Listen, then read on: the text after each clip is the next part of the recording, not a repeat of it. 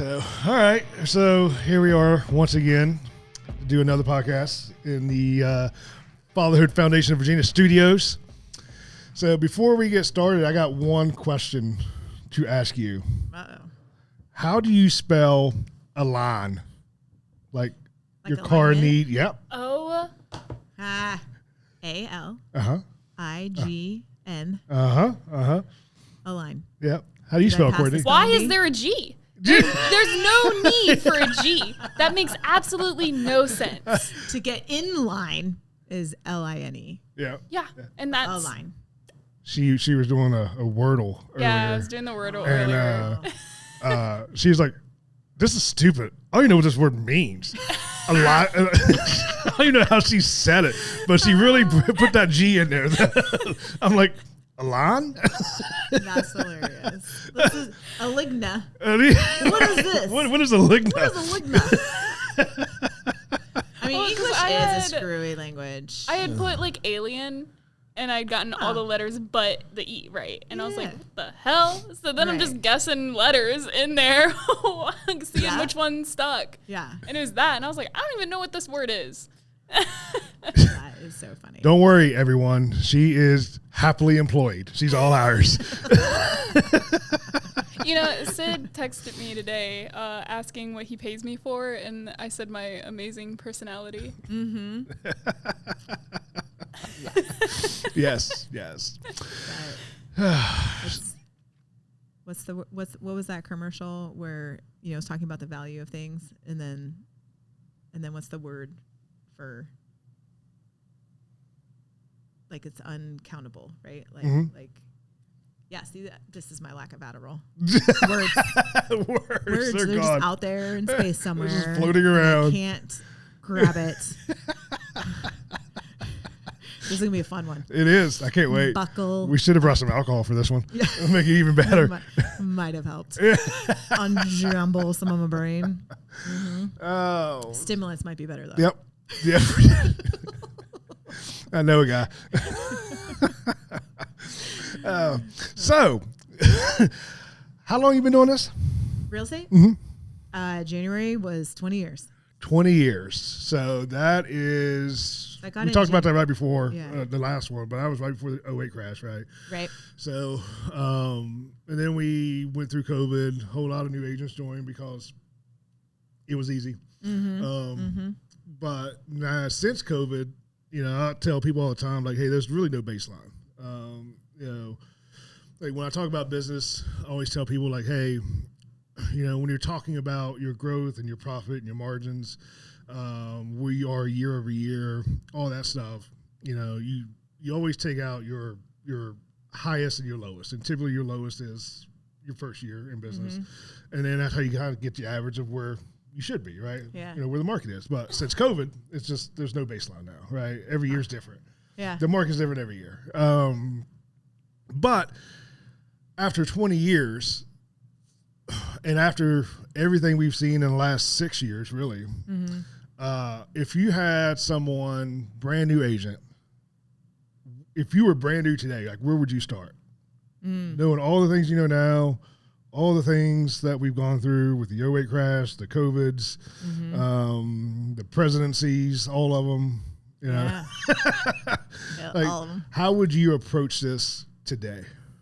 Gotcha. Okay. So with that framework in mind, part of what I heard is it's unpredictable. There's no baseline. And so someone who was cranking it out in 2022 and 2023 may have suddenly felt a dip in their business. Right.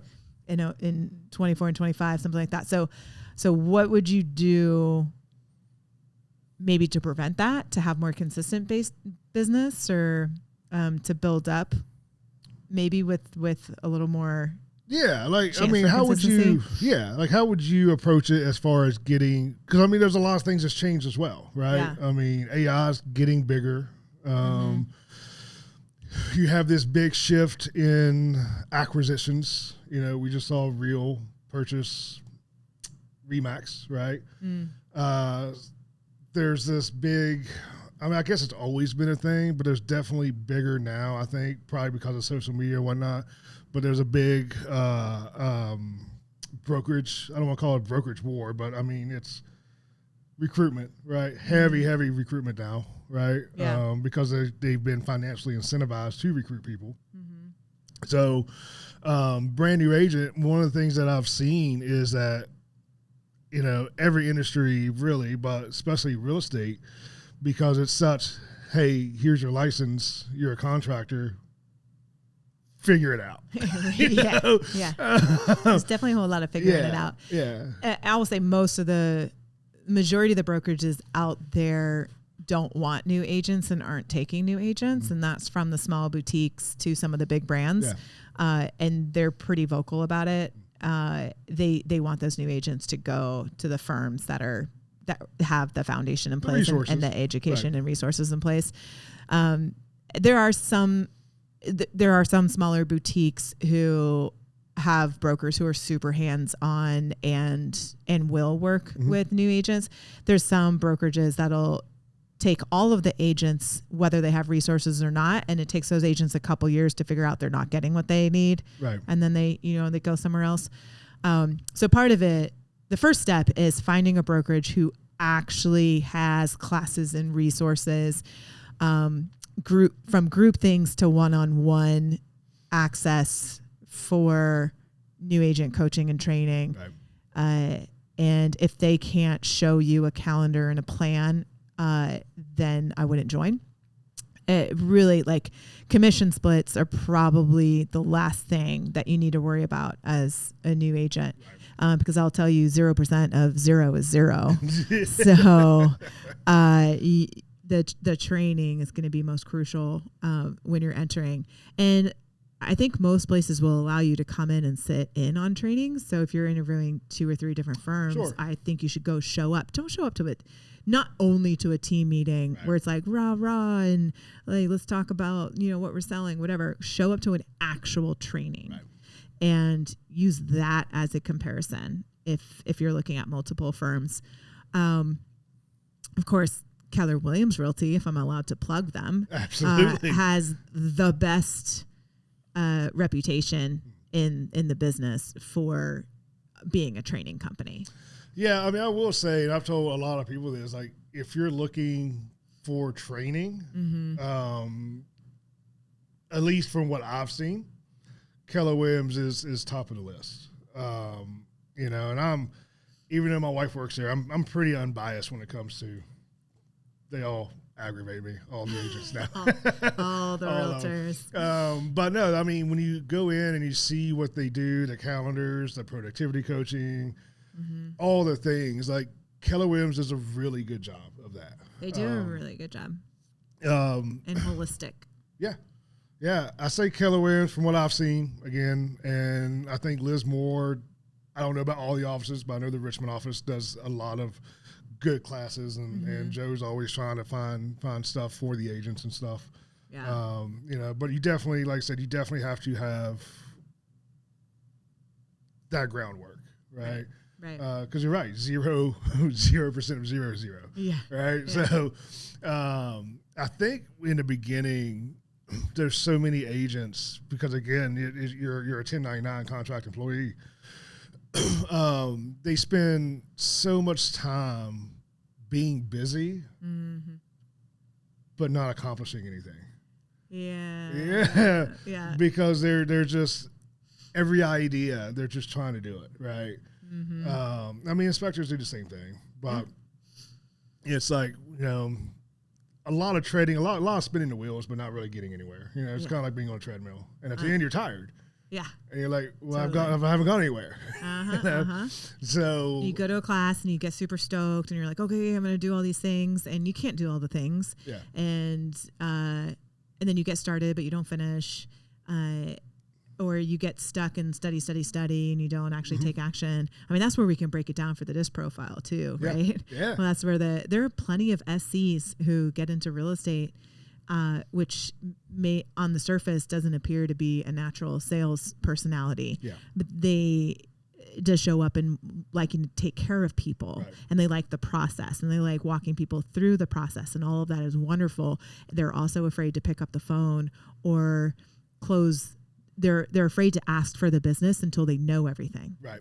Whereas your high D, your high driver, or your inspirational people, they will, talk the paint off the wall, or demand the paint to come off the wall. Exactly. Whatever. Yeah. Convince you that the paint needs to come off the wall. The high Ds and the Is, if they don't have S's and any S or C in them, that's helping round that out. Yeah. They will charge forward, and they don't care about making mistakes. Sure. They don't care about looking bad. They don't care if they are wrong. And so those are the people you see jump into action really fast, but then also leave a trail of disaster behind them. But when they attract people who are like them, those people don't care. Sure. So, high I's are working with high I's, and everything feels really relational, and the paperwork is a mess. That high I gets the closing, and they don't care. Yeah. High I's get in trouble when they suddenly start working with a couple, and one of the, half of the couple is a high detail person, and is like, stop asking me how I'm feeling. Like, I want to know what details are in the contract, but then the high I can't tell you, right? It's like, that's where things start to unravel. They open up their 50-gallon pocketbook purse, right? Right. And like, let me find the paperwork. And it's all in there. Got makeup smeared on it. Right. Yeah. And so both sides of it are beautiful disasters, but at least the high D's or high I's who don't care if they're making mistakes, at least they're making money. Yeah, the high S's and the high C's, once you finally get them going, it's going to be a very smooth process. But they're already behind in the rent, right? Like, those are the ones that take. So you have to both. You want to polish from both sides. You want to get one side into action faster, and the other you want to get their butt in the seat just enough so that they can avoid being sued. Yeah. That's a good take. So know yourself. So if you're a new agent, first of all, know yourself, and then we'll put you on a plan. Yeah. Like, do I need to slow you down just a notch, or do I need to help you speed up? Yeah, I think a lot of action faster. Yeah, I think the S's and the C's are the ones you see that first year they do like 1 to 3 deals, right? Yeah. And then all of a sudden by year 3 or 4. They've been ramped up to 20 or 30 deals. Yeah. And they stay pretty steady with that. Yep. Because they've, like I said, slow and steady, learned all the things, don't want to make a mistake, overanalyze and process it all. Where, like you said, the D's and the I's, those are the ones that come out because they got the networking, they got a good sphere of influence, because they talk to everybody. Yeah. I'm like, let's go see his house. And they're like, all right, well, how do I write the contract now? Yeah. That's a high quality problem. I show up for the inspection. I'm like, all right, what do we do now? Okay. Right. Like they're asking me more questions than the client about this process. I'm like, oh, okay. You shouldn't ask this in front of the client. Yeah. Right. It's okay to not know things. Yeah. And there's still a way to say it. Yes. Like we can talk, just me and you. Yeah. And I remember doing that a ton in my first year or two, was calling every person connected to the deal. I called the title company once I went through 1 or 2 closings. I was like, okay, I feel very reactionary, and I have enough. My C is high enough that I do care about the details and I do care about being correct. And I was kind of afraid to put myself in positions where I didn't know everything. Right. And so I would call these people and interview informational interview, right? Like, walk me through, what are all the touch points? What do I need to know as a real estate agent? And what should I be doing throughout the process so that your life is easier? Yeah. Here are things that came up in the deal, and I didn't know that this was a thing. So tell me about it. Educate me on it. And when does it normally happen? Where is it a touch point? How can I be ahead of the game instead of reacting to it? And I started building out process flows, by doing that. And then the same thing, like with lenders, what do you need to know? When do you need to know it? And what do you want my help with? Right? It's like, how can I be a better partner for you? And then you all learn how to work together better. Yeah. And so that's some of the things, like, you can sit in a classroom and also but it's only going to make so much sense until you go through it. Oh, 100%. And so when you go through it, make sure when you're working with people that you're going to want to work with over and over again, it's being able to ask those questions. Like, okay, what questions do you want to get from, as a home inspector, when is it appropriate for me to reach out to you? What are the things I should be able to handle on my own? Right. Give me the quick rundown of what the best practices are from other agents. So I think the biggest one, right, that I see is before you say anything to a client, when they call you and after closing and say, hey, home inspector missed this. Yeah. You should probably call a home inspector first. Right. Mm-hmm. Because I just went through that. Mm-hmm. And the agent went ahead and told the client, like, yeah, this is a huge miss. Mm-hmm. And they got an HVAC guy out there, and the HVAC guy says, yeah, this is bad. It's a brand new unit, by the way. Right. They say, I got to replace this, and this. And I, getting these emails, and I'm like, okay, well, I'm putting together a timeline, and everybody's in this email together. Mm-hmm. And I'm like, well, we have a process for this, and they're like, oh, well, it's getting really hot. I'm like, yeah, but you've also been sitting on this for 3 weeks. So I was like, if I actually read the contract, we should have been notified 3 weeks ago, but let's keep on going. Yeah. And, got our HVAC guy out there. Wasn't what was initially diagnosed. It was something completely different. Yeah. And I'm like, nope. No home inspector in the world would have found that. I said, that's just bad timing, bad luck. I said, it was a joint that failed, a welding joint that failed. It was just a bad weld. But I also asked the question, like, who installed it? This is a brand new system. Mm-hmm. Who installed it? Has anybody called the list agent to figure out if we can get that information? So, but all of that to say, like, the agent now puts themselves in a position, because I don't have to pay for that, right? Yeah. But the agent put themselves in a position because now you've already told the client, oh yeah, home inspector. Right. And why would an agent want to throw the home inspector under the bus when the agent's the one who recommended the home inspector? Yeah. Also not good practice. It is not. So it is not. And then not understanding best practices here. What the responsibilities of the inspector is in a situation that is their fault. Mm-hmm. Right? Because you're asking me to stroke your $3,500 check. Mm-hmm. Read the contract. Yeah. Yeah. Number one, home inspectors are not responsible for anything. Number two, exactly. Like in the state of Virginia, of the Commonwealth of Virginia, there is very, very, very little, if anything, that we can ever come back to a home inspector on. Not really. Now, when we're building relationships with home inspectors, it doesn't hurt to ask follow-up questions. It doesn't 100%. Hurt to ask them to look at something.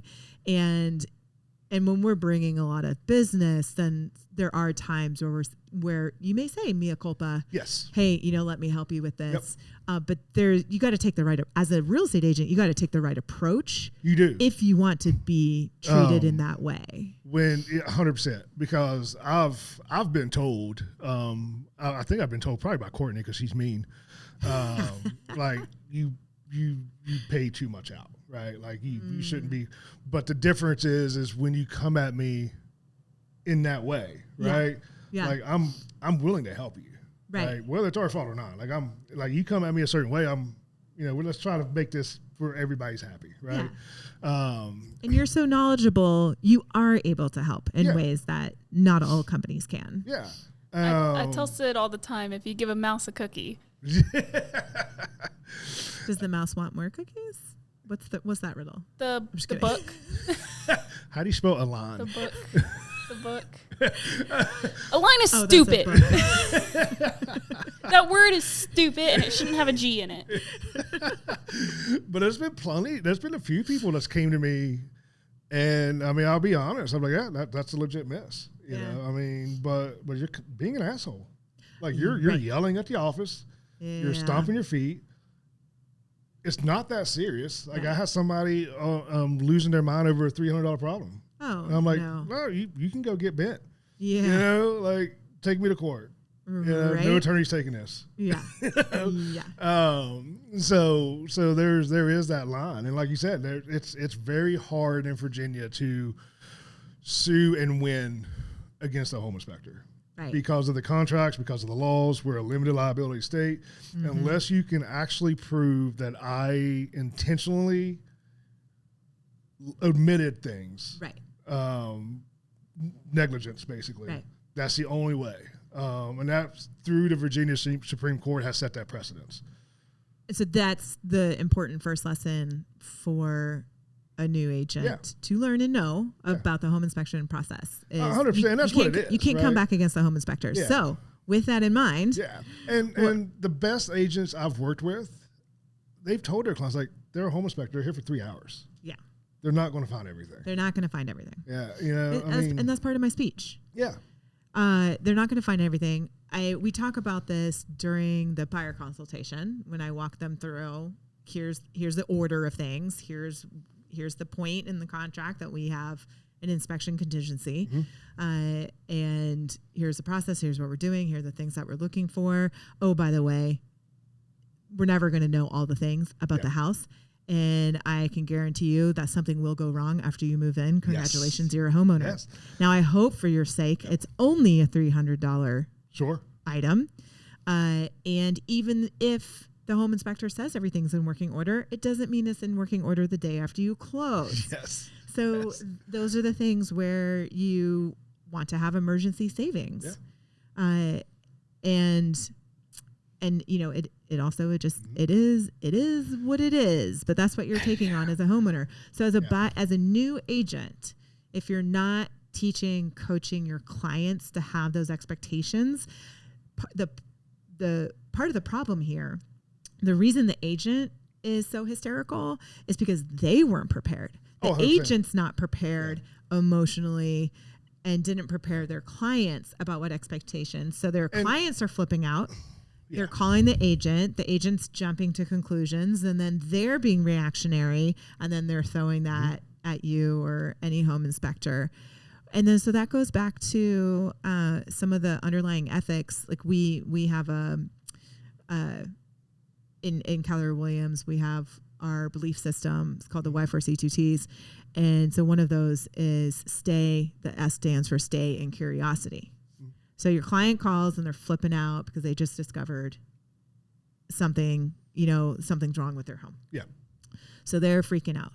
Well, as an agent, number one, don't react. Don't join them in the emotions, right? You can acknowledge, oh, that sounds frustrating. Right. You can name their feelings. You can acknowledge their feelings, but don't join them there. Right. And then stay in curiosity. Ask a couple of follow-up questions. Oh, tell me more about this problem. Ask them what solutions they're seeking. Don't just jump to conclusions. As an agent, I don't ever feel responsible for paying for something, something like that, unless I broke it. Sure. And so your job is to be a consultant. And some of the times as a consultant, as a real estate agent, part of the reason I loved getting into this business is there's so much psychology in it. Yeah. A lot of times we just need to be the person that the client can call and yell. They're not always yelling at us. They're just yelling. Most of the time they just want to be heard. They're just yelling about a problem. They want to be heard. And then they want to be reassured that stuff's normal. So even when it's shitty, when you can let them know you're not alone. Yeah. I've had many clients where something like this has happened. And if you're a new agent, you can't say you've had many clients. But what you can say is we have had many clients, right? Yes. So like as an office, we have had many clients who have faced something similar to what you're facing. Tell me more about your problem. I will see if there's something I can do to help. Maybe it's finding a contractor, maybe it's this, maybe it's that. Hey, you know what? I can go ask the home inspector some follow-up questions, but as we talked about before, they're not responsible for that, but they still may be able to give us some helpful information to send us in the right direction. But you have to be educated to be able to have that conversation. all agents need to be more like you. No, and that's true. And there's also a level of that, going back to not joining them. When I was in the fire department, this is how I tell people how I approach home inspections, right? When we go over all the things, when the fire department, when you're riding in the front seat, the officer seat, the front passenger seat, you're always told, or even anywhere on the truck, hey, when you turn the corner, you see fire, expect it. Don't get on the radio screaming there's fire everywhere. Some people do it. There's always going to be somebody, if it's a real working fire, somebody's going to come and open the door for you. The truck door, and they're going to be panicking. You know, you don't need to be panicking with them, right? Because everybody listening on the radio is getting amped up now too. You know, so you want that calm voice. Because act like you've been there, right? This is what you want. And it's the same thing, right?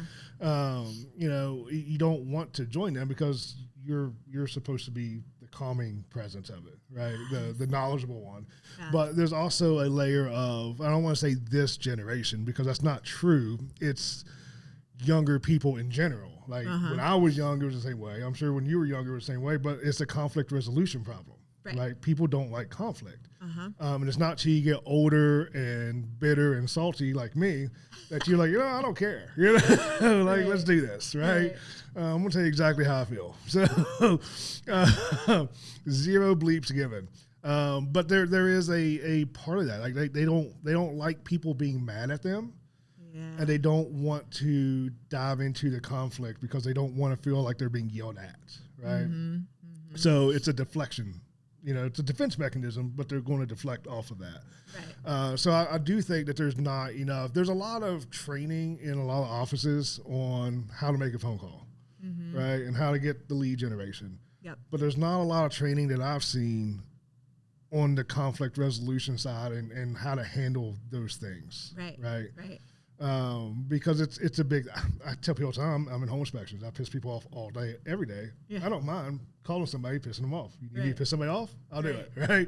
You ain't gonna hurt my feelings none. So you really have to be able to navigate those waters. And I need to know home inspections. I know about real estate and your process. One, because I'm married to a realtor, so I can ask her questions. But also I have some really good relationships, so I can ask those questions like, hey, is this normal? You know, for an agent to say, do this. But the point being is there's only two things I need to know about, right? I don't care about what lenders do. I don't care about title companies, but you as an agent probably should. Correct. You know, and I tell everybody, I'm not telling you to be a home inspector. But if you want to be a good agent, you need to have an understanding so when people come to you with these problems, you can properly explain, like, hey, the title company said this, and this. Like, oh, yeah, that sounds horrible. Versus, no, that's normal. That's normal. That's what they want. That's what they need to do to get this pushed through, right? Exactly. Oh, no, we get you $30,000 in credit. No, you can't. Right.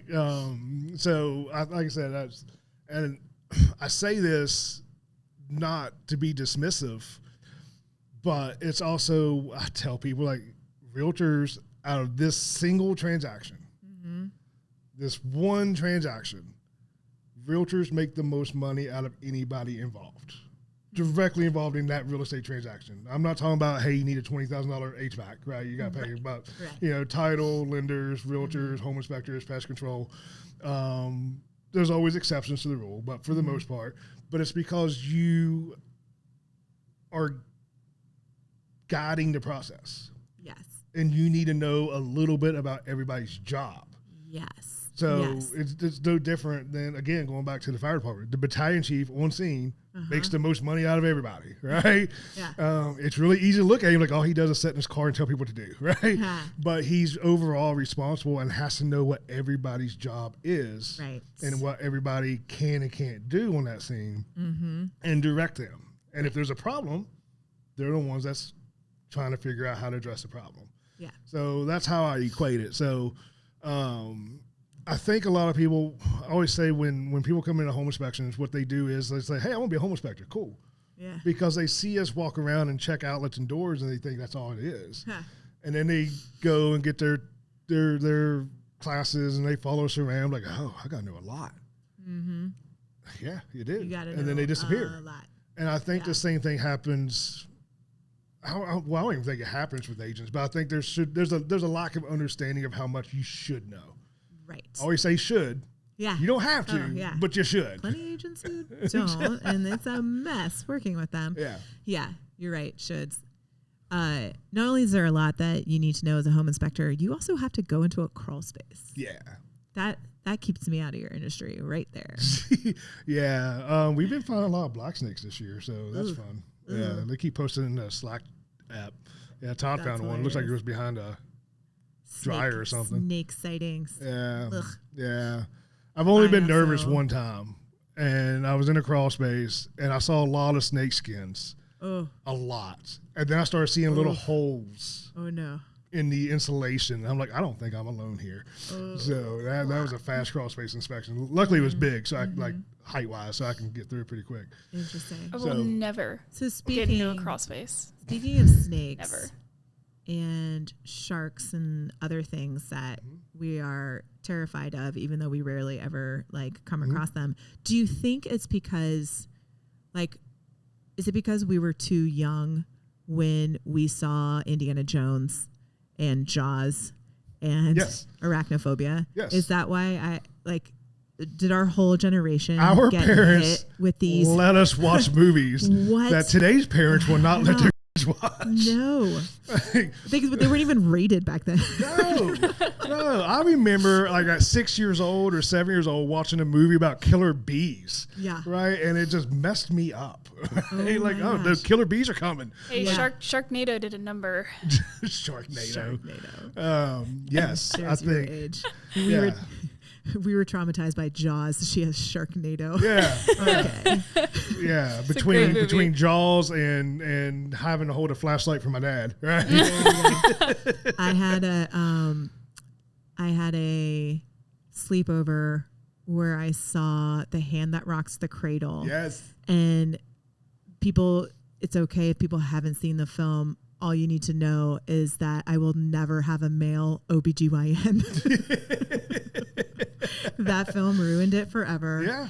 Yeah. One of my husband's best friends is a male OBGYN surgeon. He's incredible, smart, love him. Nope. Won't go to your office ever. We can hang out as friends, fine. You have to stand on the opposite side of the room. Yeah. So it's amazing what gets imprinted. That's a thing. That's like, you think about all the movies we watched growing up that we had no business watching. Business. Yeah, it was family time. That was our family time. Right. Yeah, Nightmare on Elm Street came out. Let's watch it as a family. Let's watch this as a family. I mean, I watched Austin Powers as a family. Is there anything fearful in that? No, it's just not appropriate. Yeah, a lot of innuendos. Like some penis jokes and stuff. Not appropriate for it's like my dog, like, why are y'all laughing at that? Don't worry about it. I also remember being overtaken by this like sudden like shock of fear swimming alone in the swimming pool. And then I saw James Bond again. One of the James Bonds as an adult, the one where they released the sharks into the pool. Yeah. That's in Austin Powers. So I was like, oh, okay. So Austin Powers redid that. They had the sharks with lasers. Shark with lasers. Oh, that's where that weird fear comes from. Like all of a sudden I'm just like frozen in the middle of a pool. Yeah. Gremlins was a Christmas movie. James Bond. I've never seen that one. You've never seen Gremlins? I've never seen something about not after midnight. It was a Christmas movie. So don't feed them after midnight or something. Don't get them wet. Don't feed Gizmo after. And Gizmo doesn't like bright lights. Yeah. Christmas movie. You should watch it. Oh, okay. Man. We just uncovered 10 things I need to go tap out later tonight. I know. I was told as a kid growing up, I was not allowed to watch Cujo. Cujo, that was another one. Yep, that we was one that I as a was kid. not allowed to watch. Yep, and I still at the haven't family seen dog it. the whole time. Yep. Yeah. I mean, Indiana Jones really made it seem like quicksand was going to be a bigger deal than what it is. Right? Yeah. Mm-hmm. Yeah. Yeah. Yeah, that was a thing. Like, oh God, quicksand's everywhere. That did, make me more aware of quicksand and fearful of it. On the beach. Mm-hmm. Yeah. Mm-hmm. I was like, I'm going down. This sand's taking me. Yeah. So that's why you always wear flip flops. So how valuable is it to have you guys going in the crawl space? Very valuable. with the rats and the snakes and the spiders. I will never. Thankful. I will never. We did this thing when I first joined about how much money would it take to get Courtney into the crawl space, and it's so high right now that they stopped asking me. That's yeah, hilarious. we can't pull together enough money. Yeah. Well, but yeah, I mean, back to the question. I think that's an important thing, just understanding how to navigate that stuff, right? And then the other thing is just setting proper expectations. Yeah. And when you're new, you're not going to know everything. You're not. So the underlying ethic is to stay in curiosity. Yeah. And that's really the biggest, that's such a valuable thing to do, is to be humble and realize, like, hey, don't be proud, right? Right. Like, so if you've never been to a home inspection before, or this is your third one or fourth one, again, I joke, like, don't ask all the questions in front of the home inspector, like you're the client. Yeah. But also don't be afraid to pull the home inspector aside, like, hey, it's my first time. Right. Just let me know what I need to do. Mm-hmm. If you have a good home inspector, like, I mean, I love working with new agents that do that because I'm happy to help them. Well, and here's walk through it. Great way to have time alone with a home inspector is tell your clients not to show up until an hour in. Yeah. And I know we talked about that previously as a way to control your time and other things, but that's another great thing for new agents to do is show up on time or early. Be able to ask the home inspector some questions, have the home inspector give you the spiel so you've heard it before your clients hear it. Yes. And if there's any concerns that come up in the first hour, the home inspector can tell you about them. You can ask them follow-up questions. And so you're not so green when the clients walk in and get started on that. Yeah. And part of it is, like, it's okay to just be quiet for those first couple appointments until you really learn the drill. And also maybe ask experienced agents to shadow them. So you can see, what does an experienced agent say? What questions does an experienced agent ask? Yep.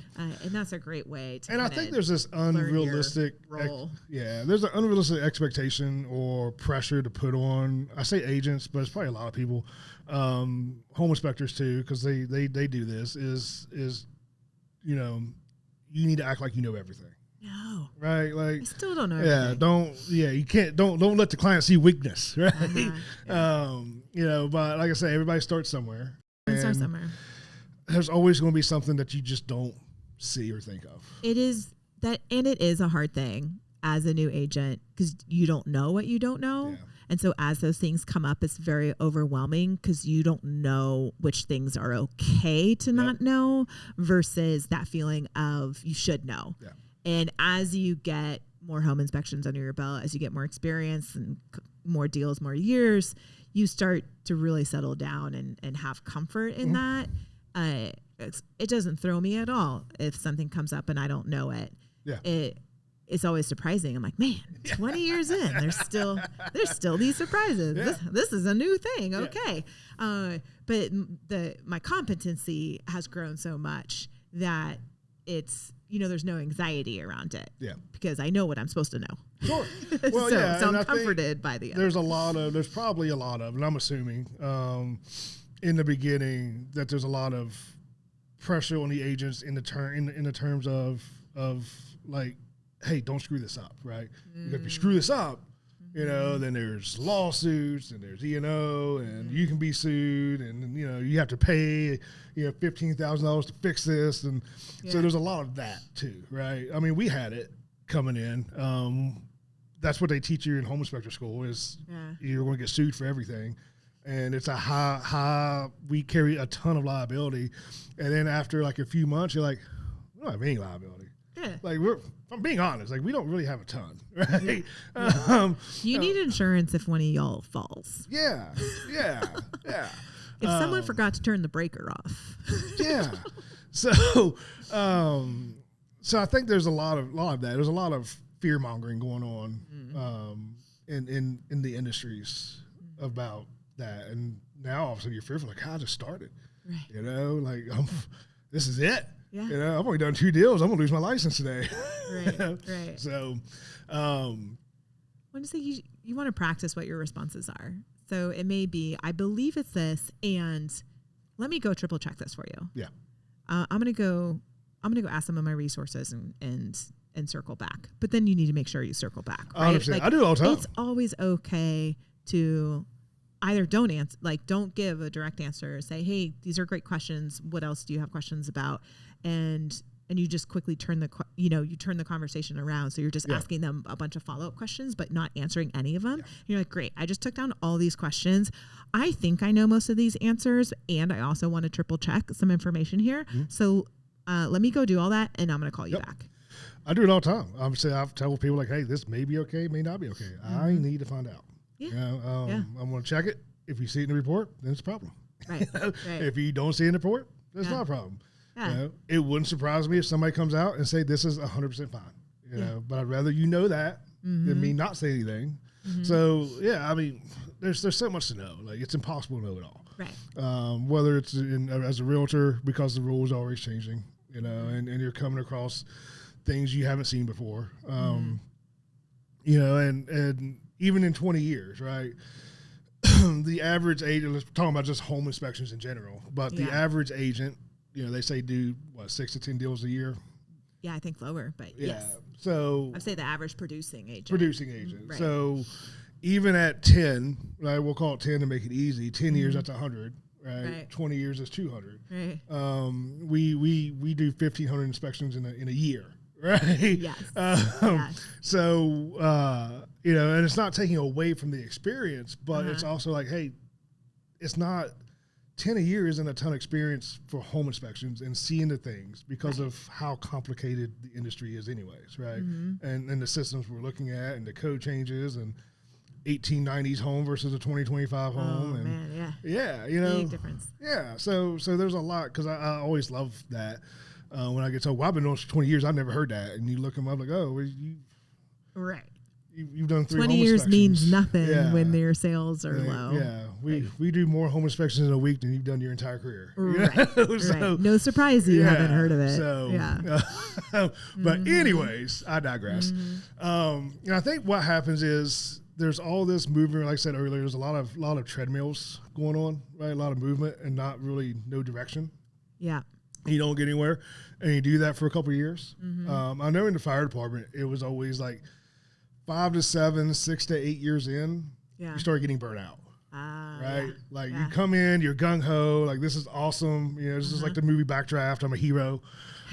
All the kids love me because, you know, I ride big fire trucks. I got a cool uniform. Yeah. And then you come out, you know, after 5, 6, 7 years, and like, they're just beating me down, right? Oh, interesting. So the EMS side of it, they're just grinding me down, the administration and the dumb policies and the politics. And then, you know, after that, you know, 7 years, 7, 8, 9, you pick back up, you find your spark again, and you keep on going. Okay. Some people. Right. But in real estate and just owning a business in general, like burnout's real because of well, a lot of things, you know, but the biggest thing is nobody knows how to say no, and they don't ever pull back. But like I said, there's a whole lot of that just burning and not getting anywhere. Right. So in your 20 years, have you dealt with burnout? Yes, sir. Yeah. Yes, I have. Yeah. Right now. No. Yes. And it shows up in different ways. Yeah. And I would say so. Oh man. So there's physical burnout. There's emotional burnout. There's like being burned out to the, to the point where like lack of interest can show up. Yep. So you could be physically exhausted. You could be getting sick. People who start to get chronically sick. There's that breakdown. Burnout can show up in a lot of different ways. And do we want to dig further into burnout, or do we want to talk about like the tips and tricks to try to prevent it, or both? This is your car. It's free fall. You're driving. Yeah. Tips and tricks. Yeah. Tricks are just for kids. Well, I can read a quick definition of burnout that came up in with Jason Abrams did a big speech for us. What is it called when you seminar? Yes, big words. There's that word. There's that thing. Courtney, how you spell seminar? Poor Courtney. I have no idea. Spell a line. I'm not even. There should not be a G in that word. I'm going to my grave with this. Yeah. That's stupid. A lot of the English language is kind of stupid. Yes. All right, so burnout. So the way that they were explaining burnout is when workplace stress is not properly managed. So it doesn't necessarily mean that you have too much business or too much this or too much that. What it means is what you have is not being properly managed. That makes sense. And it may look like emotional exhaustion. It could be reduced personal performance and depersonalization, right? Yeah. Where someone's just like blanking out, pulling back, not really showing up full, right? And it can be an imbalance of your demands and then recovery time. Mm-hmm. So, and recovery time is renewal, the time you give yourself for renewal, right? And then, that I think, especially with real estate agents and their personalities, is the biggest culprit. Mm-hmm. Especially with the people who look like they're on a hamster wheel and they're busy, but they're not really getting that much done with sales, is because they're not fully present in anything that they're doing. Mm-hmm. And so that's where what in Gary Keller's book, The One Thing, so it's Gary Keller and Jay Papasan. What Jay and Gary talk about in that book is that life-work balance is a fallacy. Mm-hmm. That there is no such thing. Right. And if you even think like, if you think about standing on like a teeter-totter, mm-hmm. right? If you put yourself in that image, if you think about both your feet on either side of the teeter-totter, you're literally 1 foot in and 1 foot out, right? Yeah. Like there's no such thing as, life work balance, mm-hmm. Because it's impossible to, for it to be being pulled in both at one time. You're not fully present on either side. Sure. So the thing that came to my mind listening, to this discussion and breakdown, even though, I've read the book before, but every time someone presents it again, you hear something a little bit new and a little bit different. Yeah. Was coming to my mind, instead of saying, so they're saying life work balance doesn't exist, but then I always want, okay, well, what do I replace that with? Mm-hmm. What came to me is life work presence. Okay. Now, my business partner also argued that, well, why would you even say life work? Work is life. Everything is life. So part of what we were talking about is you're either working or you're at play or rest, mm-hmm. right? So maybe you can change that to there's work, play, presence. Right. And so it's not about looking for balance, because look how many hours we put into work, right? It's not like we put the same amount of hours into our rest, recover, play. Sure. However, we can focus on presence. Mm-hmm. So be where your feet are. When you're working, be focused, create boundaries. So you don't get interrupted doing different tasks, and protect your time blocks. I turn off my phone when I'm with my clients, mm-hmm. so my watch isn't constantly buzzing me. So I'm fully present with that client, right? And then same thing when you leave work.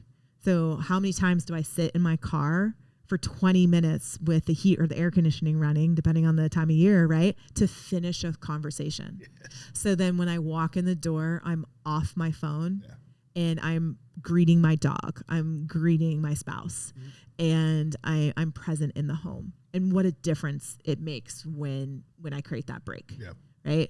And so that idea of presence, I think, when people bring more and more mindfulness to that, that is what helps prevent that burnout. Yeah. It's the cure to burnout. If you're in burnout, the one thing you can focus on is bring more presence to anything. Yeah. Any decisions you're making during the day, bringing that presence to it. And then it's also the number one thing to prevent the burnout, because the burnout's not about how many deals you're doing. Right. The burnout is about how present are you when you're working and how much rest and recover are you giving yourself. Yeah. Because when you go to the beach, but then you have your laptop on your lap or you're answering your call constantly, that beach time is no longer recovery time. It is not. You're interrupting your recover. So you're never fully recovering, which means you're not coming back fully present for the people in your life and work and everything else. That was my big takeaway there. For like the concept. Now there's also other tips and tricks, which is making sure that these things are on your calendar. Yeah. Like having defined time off. Yeah. I struggled with that. Still do to a point, but if I don't put it in the calendar, then it'll be the first, like I know mentally, right? In my head, like, hey, Friday afternoon, I plan on doing this. Yeah. Right? Not work related. I'm doing this, but I don't put it in the calendar. So then someone calls like, well, I really, really want to do this, or, need an inspection or want to meet. I'm like, it's the only thing I have left this week because it's not in the calendar. I'll go ahead and fill it. So now that gets pushed, and now I'm irritable, right? Yeah. Because it's going to happen again and again and again. And in the beginning, that's all I ever did, right? But I've gotten a lot better about that now. I'll put stuff on the calendar, even if I just block it off and just put an appointment, right? Like I know what it is, and that way, nope, sorry, I'm booked. Can't do it. And that is the script. I have an appointment already at that time, and then you give someone 2 other options. Yeah. Because that was the other thing. I always felt like I had to justify, like why I was saying no. Oh, yeah. We don't need to justify anything to anybody. I'm busy. And also, oh my gosh, the agents who overshare. Yes. Like, I don't need to know what you're doing. And Well, you're funny because you talk about the beach thing and how often do you see realtors post, always working for my clients as they're sitting on the beach with the laptop in there. And it's so unhealthy. It is. And at the same time, it's like, you're not doing any, I'm not trying to be mean, but that's a business owner, right? Like every business owner has moments when they're on vacation or away that you have to work, right? You have to do something. Yeah. So you're not really doing anything that no one else is doing. Correct. But it is unhealthy to like show that as a flex, right? Right. It's just, it's like, man, just put it down. And what I find when, so for years, when the market got insane, we couldn't get away with this because offers had to be written really fast and you had deadlines and stuff. And so our time off had to get adjusted. But for years, when it was still a buyer's market, I had Thursday evenings and Sundays. Those were my controlled times off. Now I could still choose to return a phone call or clear out my email or something, like not on Thursdays because that was date night, but on Sunday maybe I poke into something by my choice. If I wasn't off doing something, I purposely didn't make appointments because you needed a break. From that you needed some of that catch up time, and clients loved it and respected it. Yeah. So every now and then I would get a voicemail from a client on a Sunday and they would almost like whisper into my voicemail, be like, Catherine, I'm so sorry I'm calling you on a Sunday. Don't call me back. Yeah. Do not call me back until Monday. But I just needed to leave this message while it was on my mind. Yeah. Right. And that's how much they respected it though. Like they were apologizing for reaching out. Yeah. And so we still get to decide when we're going to break our own rules and everything else. But that was the amazing thing, is when you set those expectations ahead of time and you let them know this is my only day to recover, people get it. They want that for you. They want that for you. Clients in general appreciate the boundaries if you're willing to set the boundaries. Yes. There's always exceptions to the rule. Like I said, there's always something that's going to happen at some point, right? But for the most part, Because I'm the same way. Like if I have a thought and I'm at the computer and it's Saturday evening for whatever reason, not that happens a lot now, but and I need Courtney to do something on Monday, I'll send her an email because she knows if I send an email, not urgent. It's not urgent, right? Yeah. If I call you, that means I probably really need something. Right? Like there's levels to it, like something really got screwed up somewhere. I need an answer now. Right. So I'll send an email. If it's something less urgent, you get back to me at some point during the day or weekend, then I'll send a text. But if I need to talk to you now, I'm going to call you. And that's very, very rare. Right. Yeah. That's her inspectors or whatever. But yeah, a lot of people don't set those. Agents are just afraid to set boundaries. I mean, everybody's afraid to set boundaries because again, it's you're chasing money, right? There is something to be said, make hay when the sun's shining, right? When it's busy, make the money. Right. But if you're working 24/7 and you're miserable, you can't even spend the money. Right. Well, I guess you can with Amazon, but so you do have to, and I've learned to do that. I had an agent this week, like, hey, you got anything after 4 p.m.? No. Yeah. I do not. I don't work I don't work evenings. Exactly. I don't, and it's very rare you're going to see me on a weekend. And you have it clear. Yeah. Because I'd rather be home with my family, or doing something that I need to do to decompress. Than be in a crawl space at 8 o'clock at night. And that's what's so interesting is, so you described the agent who's miserable. Well, if someone's miserable, it's really easy for us to shine the light and say, hey, there's some things you can change here. Yeah. What's even more difficult though, like if you're coaching training, are these agents who convince themselves that they love it. Yes. They love real estate. They love sales. They love their clients. And so they're like, why would I make any changes? Yeah. I love this so much. Well, what we also see is that the people around them don't love it so much. No. Right. And they are lacking a higher level of intimacy with people in their lives. Yeah. Because they're so go, busy. They're such addicts to all of that they cannot sit still. They cannot settle. They cannot be present with people. Yeah. They would rather be working because they're getting that shot of dopamine, from that. The biggest lie that I see people tell themselves, especially when they have kids, is, oh, well, my kids will appreciate this when they're older. Yeah. They won't. Yeah. They won't. Like growing up, my grandfather was in the coal mines 6 days a week, sometimes 7, gone 14, 16 hours a day, 6-7 hours a day. And as I got older, I appreciate how hard he worked for the family, right? Yeah. Because that's what he had to do to provide for the family. Right. Survival mode. What I would have rather been able to spend more time with him, 100%.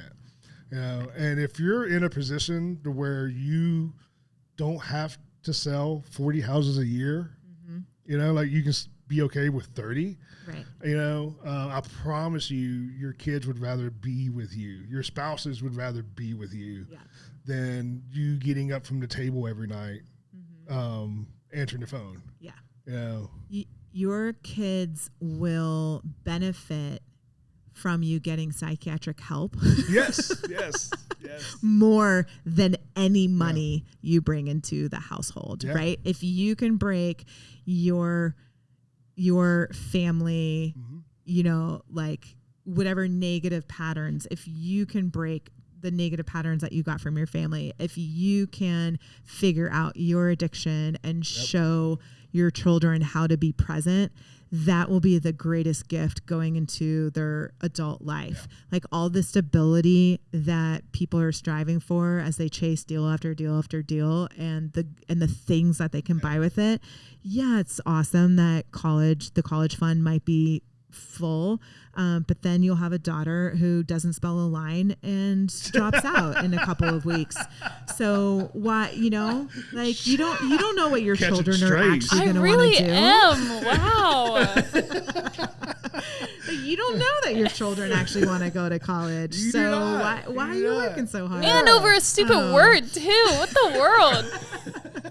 I'm just saying, like, of all the, like, just being able to study people. Yeah. And when I study, like, who comes into real estate at age 22 and kills it, or whatever age, like, who is it that comes into these businesses and just absolutely kill it?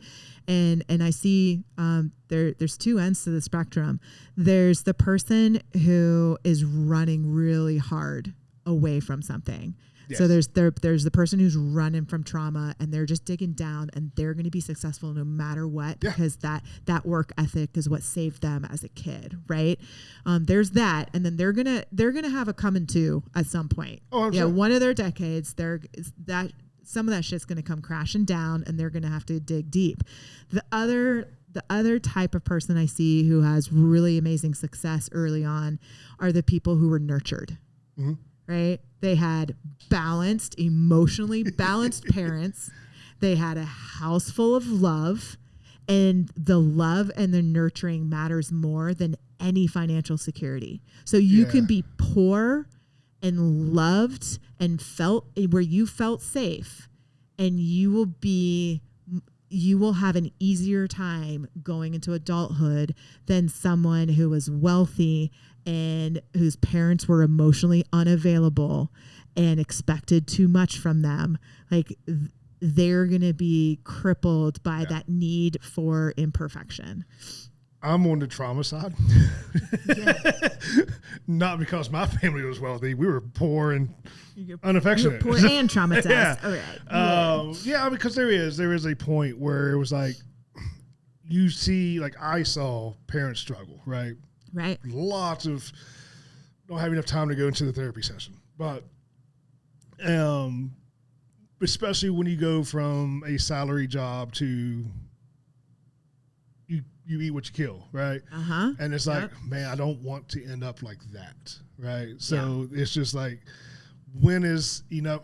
The perfect example, a buddy of mine does investments, and someone asked him, no one knows what he really does as a job. We think he's just the shadow mayor of New Kent, but he's in development, whatever. But someone asked him, like, how many doors do you want as far as rental properties? He's like, oh, no, 20. He was like, why? He's like, what do you mean? What does 20 get you that 10 doesn't? And he was like, great question. Good point. Uh-huh. So completely reevaluated the thing, right? Yeah. And it's kind of the same thing. It's like, are you always chasing money no matter how much money's in your bank account? How much is enough for you to take a step back and say, okay, you know what? We're good. Right? I've broken that cycle. Mm-hmm. Now I'm able to be present. Yeah. And be able to turn off a little bit and enjoy it. Right. And that's it. And that's such a tricky thing, because there's two sides to that coin. There's when I first got into the business, my financial thermostat was so low. Mm-hmm. So I had to break through some limiting beliefs that it was okay for me to make considerably more money. Yeah. Right? Like, I was happy and poor, but making more money wasn't going to make me unhappy. Right. Like, there's belief systems around money that we have to break through and lift our thermostat so that we're not unconsciously putting a ceiling on ourselves. Mm-hmm. So there's that breakthrough that needs to happen. But then there's that other trap of, okay, cool, I broke through that. Now I know the sky's the limit, but then where do I stop?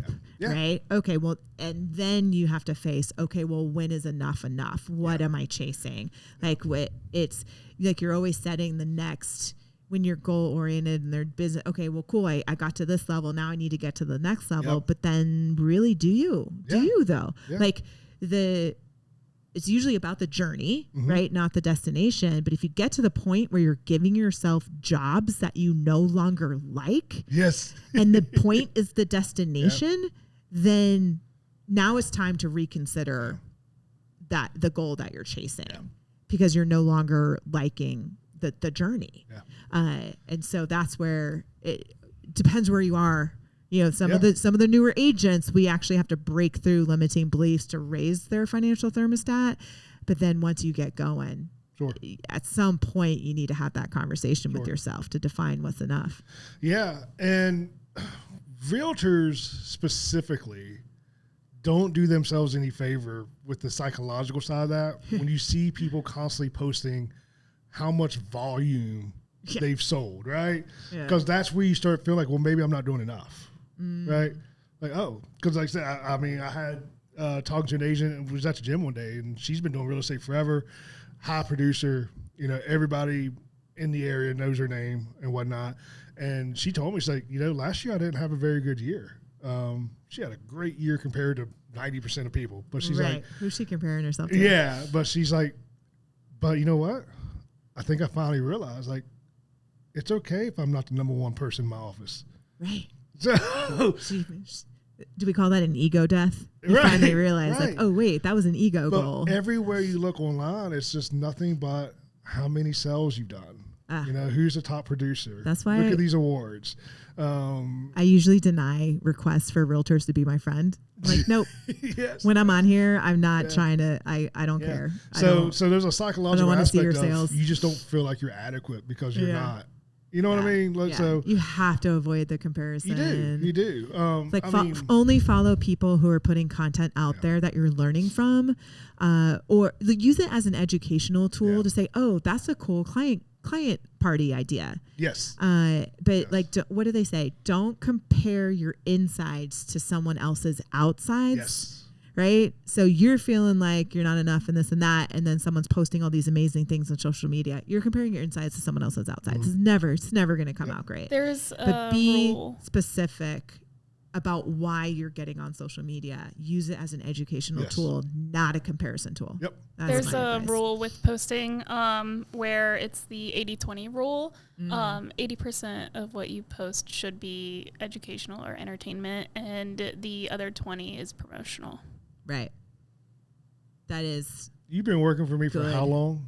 It's a good ratio. This is now coming out.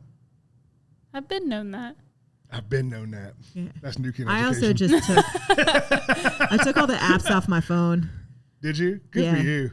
I can still I'm still logged into them, so if someone sends me a funny, like reel or whatever, I can still backdoor it in, but at least I can't aimlessly just click into the social medias on my phone, so I at least cut it down somewhat. I quit Facebook for a whole year one time. It was the best year of my life. Yeah, if I didn't have a business, it'd be all be deleted. Right. Yeah. 100%. Yeah. Yeah. Well, I think this is probably the longest podcast we've ever done. So you not being unmedicated today is a positive. Yeah. Yeah. We talked about all kinds of stuff. Yeah. Sorry for all the editing you're gonna have to do. More material to get through. Courtney, spell a line. Huh? Spell one a more time. line. Spell one more a time. line. What? Alignment. What? Do you feel like we're in alignment today? Who? You got really. There's a hard G in there. You really got to enunciate that G. Alignment. Wait, that's a totally different word. And the G makes sense there. Yeah. It does. I told her. I tried to make her feel better. I told her my 11-year-old daughter called Portland yesterday Portland. Oh, yeah. That's cute. I said the only way I can spell island is if I say island in my head while I'm typing it. That's a good trick. That's a great trick. I think your whole family's going to call it Portland from now on. Probably. Yeah. Mm-hmm. Yeah. I mean, my family calls a window winder, so the apple doesn't fall. That's an accent. That is. Like West Virginia, fires far, wash is wash. Tars. Yeah, tars. Yeah. Theater. Yeah. Yeah. I love it. Well, I think this was a good one. Some nuggets. Yeah. I've really got into the psychology of the burnout and some things you can do to help avoid that. So, yeah. Cool. Do this again. Sounds good. Courtney, spell a line.